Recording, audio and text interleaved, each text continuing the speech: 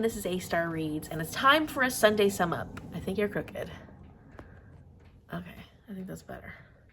All right, so this week has been kind of a weird week. Emotionally, it's been an up and down, like big ups and big downs for me this week. It was my last week subbing, and that was something. I'm ready though to start my new job, so that's exciting. I did quite a bit of reading this week, so I have a couple of book reviews for you. I don't have a ton of B-roll, but I did get something a little special from someone, so I'm very excited to share that. Without further ado, I'd love to share some of the bookish things that happened with you in this video, and I will see you at the end to let you know what I'm currently reading and where I'm at with everything I'm reading. Okay, it's time for me to review You Belong Here by Miranda, and spoiler alert, this isn't gonna be a happy review. It wasn't for me at all. So I read this one because for HRCYED I needed to read a new release for each month. And for July, I was going to read A Witch's Guide to Magical Innkeeping. But because of my September TBR, I didn't get a chance to read this, and I had to have it done by September 15th. So I had to pick something else that I had until the end of September to read. And so I picked this one because I thought it would be great to listen to this on audiobook. I typically like listening to mystery thrillers on audiobook, and I had never read from this author before, so I wanted to try this very famous, very well-known author out. I didn't end up finishing this by the end of September, but I did get a reward for HRCYED that allowed me to extend the length of time I have to read the new releases. So technically, I had 3 weeks to finish this one. I used 2 weeks. Knowing how far behind I get on things, I'm sure I'll need that extra week at some point. It's basically about this woman who, in her youth, was best friends with this other girl who is implicated in this murder. And the situation with this small college, it's a very small college, it's also a very small town, is like this college versus town sort of environment. The people that were murdered were townies, so of course the whole town is against what is happening and how the college handles everything. And most people within the town believe our main character had a lot more to do with this murder than she actually did. I don't know, but they thought that she aided and abetted her friend who ended up going missing after the murder happened. And so our main character kind of gets shipped off to another college somewhere else. She vows to stay away from this town for the rest of her life. And here 20 years later, she ends up having to go back because she never expressed any of this history or any of this information with her daughter. And her daughter has decided, that's the college I want to go to, and secretly signs up to go to that college. Unfortunately for Beckett, this brings her back to this small town, and being back reminds her so much of what had happened 20 years later, and stuff starts happening. Things start going wrong. People start getting threatened. Beckett tries to figure out why certain things are happening, and it just starts ramping up and becoming a bigger and bigger problem. I say ramping up, but there's not much ramping up. There's not that much that happens in this story. It was really disappointing to see the way it wrapped up for me because I just thought it wasn't that surprising. I didn't think it was that thrilling. There weren't a lot of moments where I was like, oh, gasp. I mean, we definitely were like, oh, okay, but not like, oh my gosh, that didn't have a lot of that, which you expect from thrillers. You expect your heart rate to beat a little bit, and I just didn't feel that way during this. And then when it did wrap up, I was like, well, that wasn't very satisfying. It was a bummer. Like, it was a bummer. And one of the things I really did not like about this was the main character, Beckett. She was very unlikable, and that works for mystery thrillers, but I feel like she never learned her lessons. She was someone who jumped to conclusions constantly. She was someone who I didn't feel like was doing a great job of being a mother. I mean, she wasn't a horrible mom, but you were kind of like, what are you doing? I spent a lot of this book going, what are you doing? Like, what are you thinking? What are you thinking? Like, I just wanted to smack her upside the head so many times because this character drove me nuts. In the things that she assumed constantly. She was constantly in her head. She spent this whole story in her head, and that can work, but it didn't work for me. It just made me more and more irritated with her and not enjoy the story. I felt like there were a couple of important elements at certain points in the story that did not tie up well at the end, where I was like, well, what about that? Like, how come they never brought that back up again? And so I was kind of like, that wasn't handled great. I don't know if Miranda's just not for me, and it was just too meandering, too slow of a story. I like slow stories, but this just didn't cut it, didn't hit. And the best part about this was listening to the audiobook with my mom, because we listened to this all together while we were doing like crafts or driving. And I like listening to stories with my mom. So that was fun. Even the setup wasn't as exciting as I would like it to be. What I can say is that Miranda can write. She is not a poor writer. And although I didn't love her storytelling, the writing itself was nothing to upset me. There was nothing there to upset me. So that's positive. That's positive. I just think that there are some books that just don't work out well for some readers. And this book was that one for me. So I'm glad I finally got it done, because it works out for HRCYED. I get those points. But I'm questioning whether or not I'll try anything else by Miranda. And maybe I will. And maybe you can give me some suggestions down in the description box below, especially if you've read this. If you realize I don't like this one, then what are other things that maybe I could try by Miranda that will give me a much different experience. Good morning. It's Tuesday. It's my final week of substitute teaching. Today I don't have to sub. What I decided it's time to do, because otherwise I would just sit around today and read my books, because I'm really enjoying reading at the moment, or editing, is that I actually really need to get things done that don't have to do. I mean, some of them have to do with my booktube channel and reading, but realistically I need to do other things. And lately I've been, I don't know, struggling to get the motivation to do other things. So what I decided to do were some 2020s, because I do love doing 2020s and I like using the spinner wheel to complete activities and things that I need to do. So I've got my spinner wheel all set up with all the things that I would like to do today.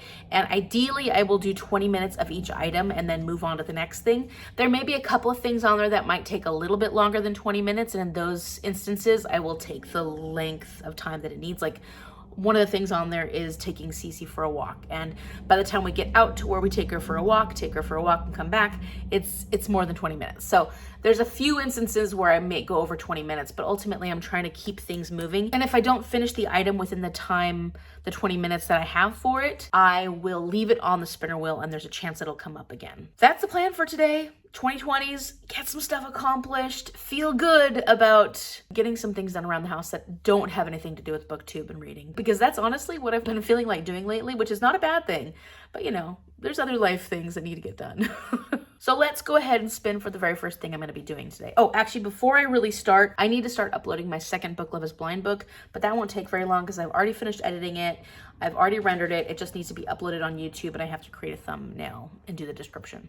My least favorite parts, but it shouldn't take that long. It shouldn't be that big of a problem. So I'll be working on that first before I start my first 20 minutes.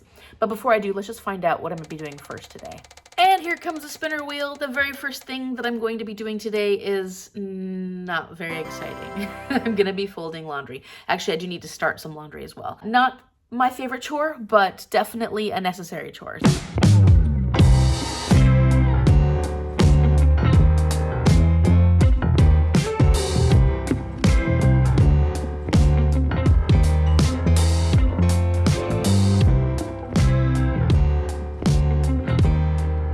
Okay, so Mom helped me rotate my mattress. I started my load of bedding and I started folding some clothes and then the timer went off, so it went pretty quickly. I am gonna find out now what my next chore for the day is. And it looks like it's making a shopping list, which actually is very helpful because I used to like grocery shopping and nowadays I put it off like nobody's business. And part of the problem is like, what do I need to make this week? What am I gonna do? And so I'm gonna put together a shopping list so that I don't have an excuse and I have to go shopping. And this is one where I won't set my timer because I'm just gonna make the shopping list. First things first, I need a piece of paper and I gotta write down the things on our like absolute need shopping list.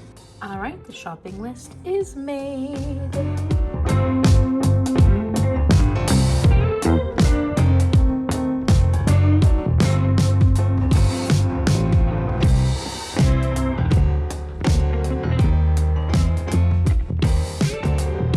Okay, so I made my shopping list and then I got like super hangry and I was really grouchy for a bit.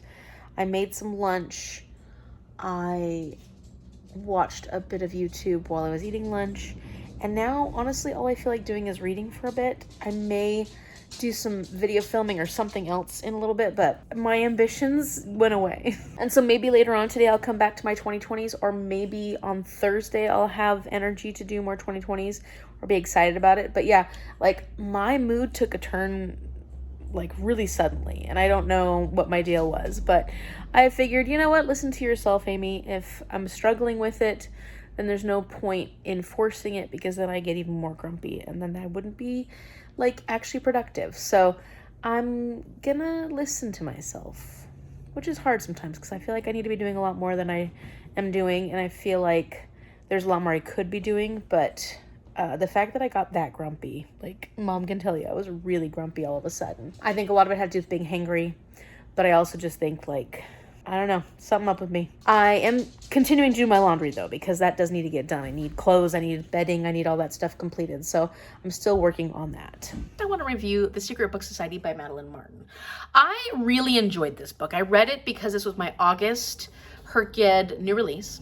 And so it did just come out in August. If you're a fan of historical fiction, if you're a fan of women's rights and understanding more about the struggle that women went through during the Victorian era, especially within the upper echelons of society, this is a pretty specific group of people. These are people within high society that are white women. I would recommend this because it is a very interesting read. It reads very quickly and smoothly, and I did like all the characters, and I liked the story that we were given. So I'm going to give this one a 4.25 stars because there was so much about this that I did enjoy. The pacing was quick. It was easy to get through. The characters were compelling. And what I really liked about this story was the concept of women needing to stick up for each other, needing to be each other's allies and community, because that's something I've always highly, strongly believed in. I think that within society, oftentimes we women don't know what to do with each other. And that's unfortunate because we really just need to be accepting and loving of each other and really propping each other up, because I feel like when we don't, things just get ugly and they don't ever get better. But together, women can lift each other up. And throughout history, women have been treated terribly. And the only time that we've been given the rights that we deserve is because of other women, because of each other. In this story, we have Lady Duxbury, who is a widower 3 times over. She had a lot of really difficult experiences, and because of that, she wants to help other women who are being restricted within their lives because of various aspects of who they are. Whether that be that they are just women and they need to be controlled, or that they are women who have big, strong emotions and feelings and that needs to be controlled, or they are women who are different from other women and that needs to be controlled. So ultimately, the men in this story want to control the women. And at this time, in the Victorian era, women were treated like chattel. They were treated like possessions. And men could choose to do whatever they wanted with these women. And often, by the law, it wasn't seen as a problem because that was basically their property. If they married, they, in a sense, owned their wives and could do whatever they wanted with them. So in this story, aside from Lady Duxbury, we have 3 characters that come to the Secret Book Society that she is proposing to them. And we have Eleanor Clark, whose husband is horrifyingly abusive. We have Rose Wharton, who is an American and is struggling within society and the expectations being placed on her because of her place in society. And then we have Lavinia Cavendish, whose father does not understand her emotions and how she could possibly have so many big emotions. And because of the situations that they're in, Lady Duxbury proposes this Secret Book Society. She wants to give them opportunities to come together as a group, to form friendships, because most of them are pretty isolated in the lifestyles they're leading at this point. And she also wants them to have access to her library so that they get the opportunity to read when those rights have been taken from them, from the men in their lives. And of course, this coming together of these women causes change in their lives and change in the way they want their lives to go. So the story kind of goes from there. So aside from the aspects of this that I really did enjoy, that I felt were positive, especially getting to know these characters and the pacing of the story, there were a couple of things that I think made it not quite that 5-star read that I wanted.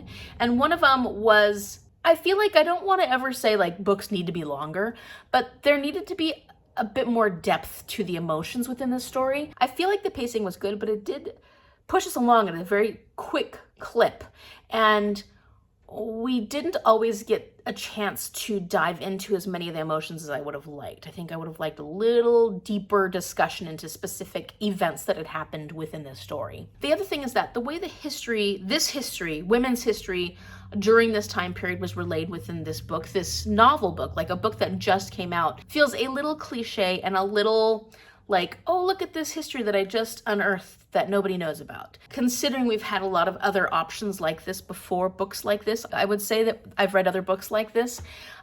I would have wanted something a little more either in depth or maybe some newer knowledge. We talk a lot about the concept of hysteria and how women were put in asylums at this time. I feel like there are a lot of books that touch on that. We talk about a woman writer at this time and how that was looked down upon. We have many women writers from this time and other stories about women writers from this time and those experiences. I feel like that's been touched on before. The abuses of women by men because they're looked at like property is not anything new. So in this book, it felt like we needed to kind of touch upon every single little bit of that history, but I feel like I've already read that before. So I kind of wanted a little more depth in these situations, maybe fewer instances of the different important aspects of women's history, and just give me a little more to those specific events. Like if we're talking about hysteria, if we're talking about women being put in asylums, let's focus on that a little more. If we're talking about, instead about women writers, give me more of that. Oh, there was also a section that was brought up basically on herbology, but then looking more at how medicines can be used as poisons and maybe how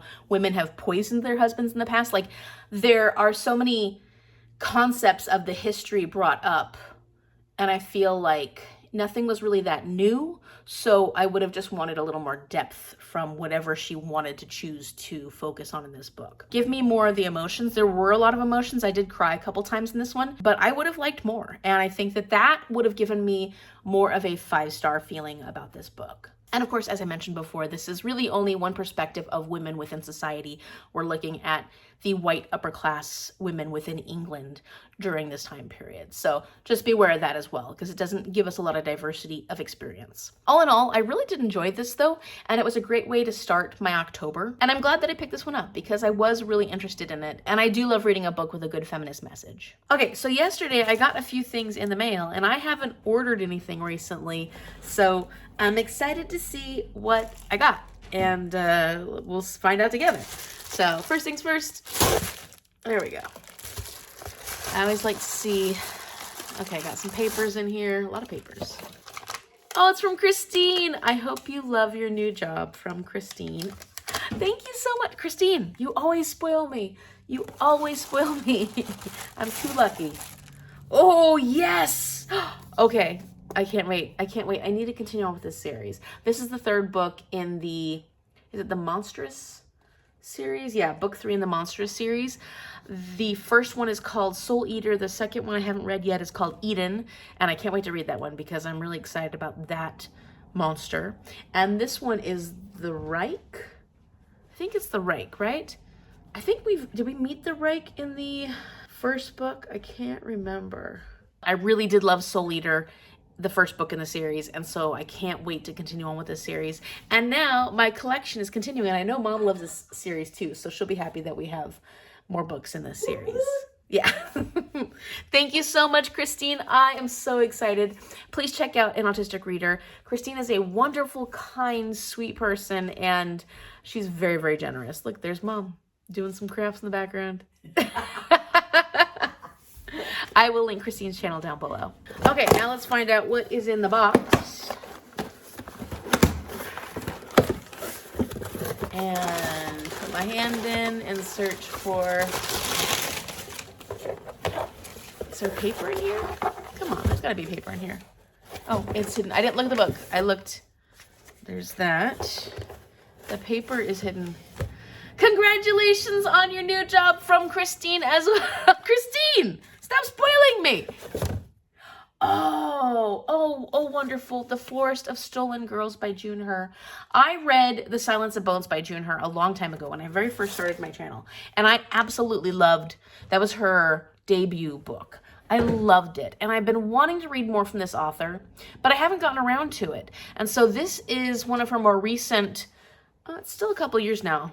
I think that this came out, one of her more recent books, and I am so excited to read more from this author. I just loved her writing style. In fact, I want to reread The Silence of Bones at some point. But these are YA historical fiction set in Korea, like old Korea from like this one's set in the 1400s. There might be a bit of mystery, I think, in this one because it's the Forest of Stolen Girls. That makes sense. I don't remember, did the first one have? I think it had some mystery to it. This is not part of a series. I shouldn't say the first one, but the first book I read by her, which is this one, The Silence of Bones, which I highly recommend if you haven't read anything by June Her yet. Pick up that one.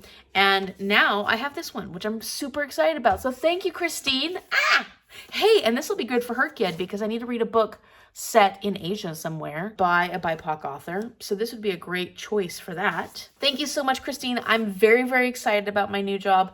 I have been feeling ups and downs about it lately just because, not about the job part, but about the changes that are coming. It's wonderful and it's going to be fantastic. But you know, change is change. And I feel like I'm starting to get to the point where I'm ready for this. So next Tuesday is when I start my new job, and I think that like by then I will be ready. I'll be ready to start. Okay, so I'm working on editing my October HRCYED update, and I just realized I haven't checked to see what the October secret prompt for HRCYED is.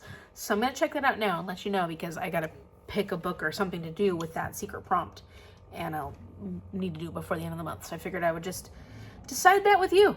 Let's decide it together. October, read a book with the first and last name in the title, no no exceptions. Yeah, so this one, the prize is 250 extra points to do with what you wish, but I'm not doing the points version. So I think I'm gonna skip the secret prompt for October and not worry about it. And I can go back to editing my update.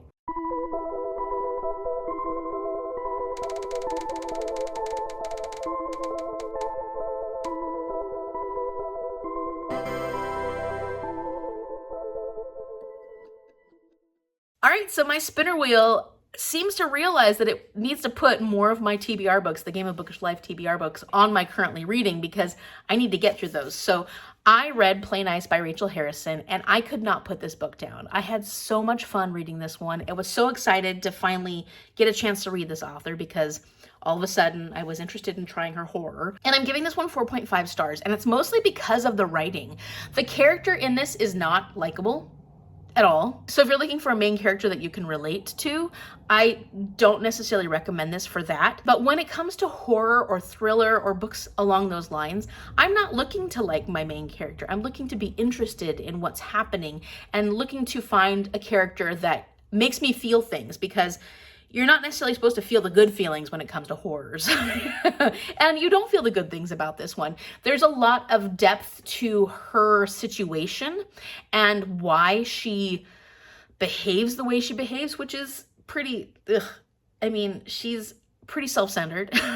And you see why she might be fairly self-centered based on how some of her childhood experiences are, based on her family dynamics. I think that this is a very interesting look at family dynamics. So we have this main character named Cleo. She's an influencer, more like a lifestyle / fashion influencer. She really lives to share her life and to share what is important about her, which is, in her mind, her beauty and her ability to be wanted by all. And so she's living this pretty pampered life. Her family takes care of her. Her sisters take care of her emotions and her feelings, and her father takes care of her completely. Like, he doesn't let her do anything. Well, she does things for herself, but if she needs anything, he's there to help with anything she could possibly need. She's living her life, her best life, when her mother dies, and she's been estranged from her mother. She and her sisters have been estranged from her mother since they were children, and they lived in this possessed house, this demon-possessed house. And of course, her father, her two sisters, her elder sisters, and the courts deemed her mother abusive, and the whole situation within this possessed house was not actually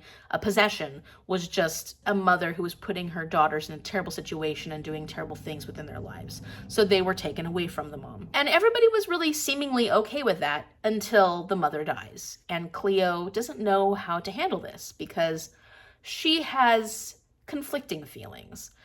And it turns out that the mother kept that possessed house and has left it now to the girls. Well, her sisters want nothing to do with it, but Cleo's like, I want to be contrary. And she is very contrary throughout this book, just her personality. And so she's like, I'm going to go to this house and see if I remember anything, see if it brings back any feelings, but I'm also going to renovate it for my content. We didn't get quite as much of the influencer aspect in this that I maybe would have enjoyed. I would have enjoyed a little more focus on that, just because, you know, as an influencer myself, in a different way, but as an influencer myself, it's a fascinating subject. And I think that it could have been played into a little bit more. We could have gotten a little more information in that, but that really wasn't the focus. The focus was all the family drama, the family situation, the situation with these girls and their mother, the history, and looking back on that history through the house. There was a sharpness and a wittiness to the writing that I loved. I really, really loved the writing. It was delectable, you know? It was icky in a lot of ways, because you're like, I don't like the way you're creating this character, which I liked. I liked the way I didn't like the character. And I thought that the dialogue between the different characters was just like snappy and fun. And it made me want to keep reading. Like, this was a book I had a really hard time putting down. And so we're trying to figure out what exactly happened in the past. And with that, we have access to a book that Cleo's mom actually wrote about the possession of this house. So she wrote a published book that none of them have read before, because they made a pact that they would never read their mom's book. But we get a chance to read parts of that book as Cleo's discovering more and more about what exactly went on during that time, that possession, the time that they were kids before they got taken away from their mom. So we delve into a lot of questions of, is this a lie? Was this truth? Who was in the right here? Who was in the wrong? And what constitutes what is right and wrong in a situation where you're trying to protect children? And of course, Cleo is the catalyst of all of this, because she's not just staying quiet about things that she may have stayed quiet about in the past, and she's asking questions that are bringing up some important answers and bringing up more questions. So 4.5 stars because of how much I enjoyed this read, how much I enjoyed the writing. And I did think that the horror aspects of it, although not very horrifying, were interesting. There were certainly moments that were creepy within this book. There were certainly moments where you were like a bit of a heart pounding, because you're just like, what's going to happen next? And I think that the main reason it's 4.5 and not 5 stars was because there were a couple of times during the 2/3 mark, considering how I was loving the book all the way through and I had a hard time putting it down, I got to a point where I was getting a little tired of it before we got to the finale, the climax. And so although it kept me excited and interested for most of the read, there was a portion of it where maybe we could have shortened that part of it and really just gotten into the finale quicker. And so of course that's like having to do with pacing and formatting of the book. I feel like the pacing ultimately was pretty darn good until I was kind of getting, I don't want to say bored, because I don't know if bored is the right word for it, but I was starting to lose my momentum. And then we get into the more exciting aspects of the ending. So yeah, there was something there that didn't quite make it a 5-star read, and that's why it's a 4.5, but still really great. Not necessarily what I was expecting from this author. I don't know what I was expecting, but I did enjoy it and I can't wait to read more from her. Okay, so that's pretty much it for this week. I want to tell you a little bit more about what I'm currently reading. I am reading Golden Fool, as I'd mentioned before, by Robin Hobb. I am almost halfway, which is great considering that we're getting close to the middle of the month, so I'm right on track with this one. One thing I can say, because, you know, this is the second in a trilogy for a much bigger series, is that at the moment we're meeting up with or finding out about people that were really important players in the second series, The Live Ship Traders. And I love that. Like, I love that we're getting these people from that other series coming into this book and seeing these two worlds starting to come together, because I know that ultimately everything affects everything within this greater universe within the realm of the Elderlings. So I am really having fun with that at the moment. And I did put it down for the time being because I wanted to start working on this Sunday Sum Up, but I am in the middle of them meeting up with these people from the second book series, and I'm like, oh, I gotta get back to it and see what's gonna happen and see what they're gonna learn. And the other physical book that I'm currently reading is the third book that I spun for my spinner wheel this month, so let's take a look at what that is.